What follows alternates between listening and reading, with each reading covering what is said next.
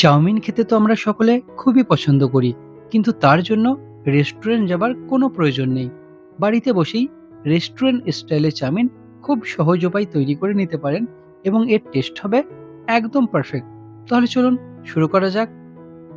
সর্বপ্রথম পাত্রের মধ্যে জল দিয়ে নিয়ে পরিমাণ মতো লবণ এবং কিছুটা পরিমাণ অয়েল এর মধ্যে অ্যাড করে নিতে হবে। অয়েলটি দিলে যে চাউমিনটি কুকড হবে সেটি একে অপরের প্রতি জড়াবে না। এরপরে এই জলের মধ্যে কাঁচা চাউমিনগুলো অ্যাড করে নিতে হবে এবং পারফেক্টভাবে কুক করে নিতে হবে। পুরো 100% কুক করার কোনো প্রয়োজন নেই, কারণ এর পরের স্টেপে এটি 100% কুকড হয়ে যাবে। আপনারা 70 to 80% চাউমিনগুলো কুক করে নেবেন।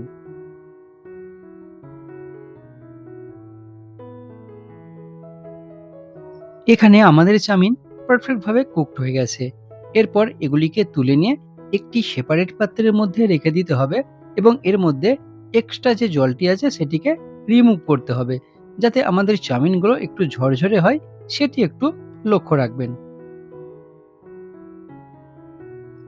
আজকে আমরা যে চাউমিনটি তৈরি করছি সেটি হলো ভেজ চাউমিন। আপনারা চাইলে এর সঙ্গে এগ অ্যাড করে এটি এগ চাউমিনও তৈরি করে নিতে পারেন।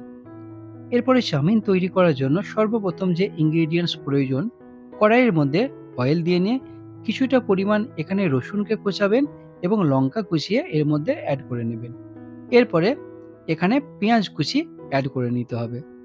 কিছুক্ষণ নাড়াচাড়া করার পর যখন পেঁয়াজটি একটু কুকড হয়ে আসবে, এমন তো অবস্থায় এখানে সর্বপ্রথম অ্যাড করতে হবে গাজর।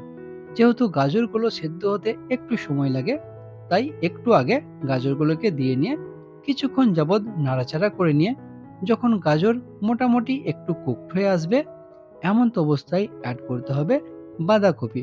অবশ্যই এই রকম পাতলা পাতলা স্লাইস করে নেবেন। এরপরে এর মধ্যে অ্যাড করতে হবে ক্যাপসিকাম।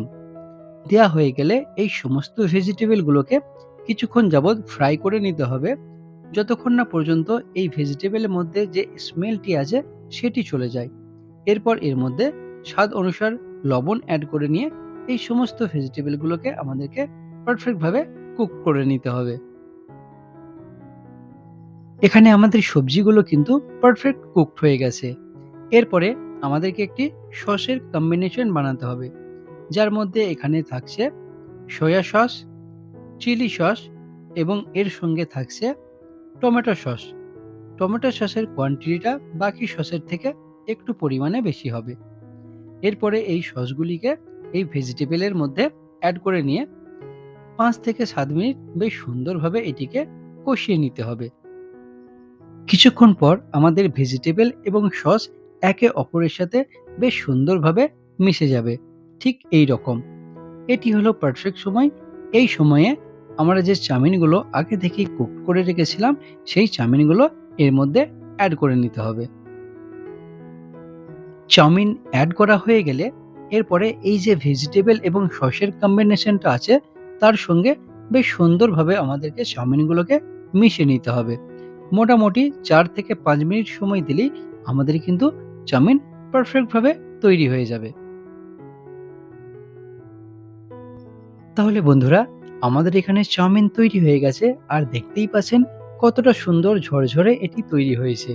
এরপর ফিনিশিং এর জন্য এর মধ্যে আপনারা কিছুটা পরিমাণ পেঁয়াজ এবং শসা কুচি অ্যাড করে নিয়ে অবশেষে অ্যাড করবেন টমেটো সস। তাহলেই আমাদের চাউমিন রেডি আর এর স্বাদ কিন্তু পারফেক্ট রেস্টুরেন্টের মতো হবে।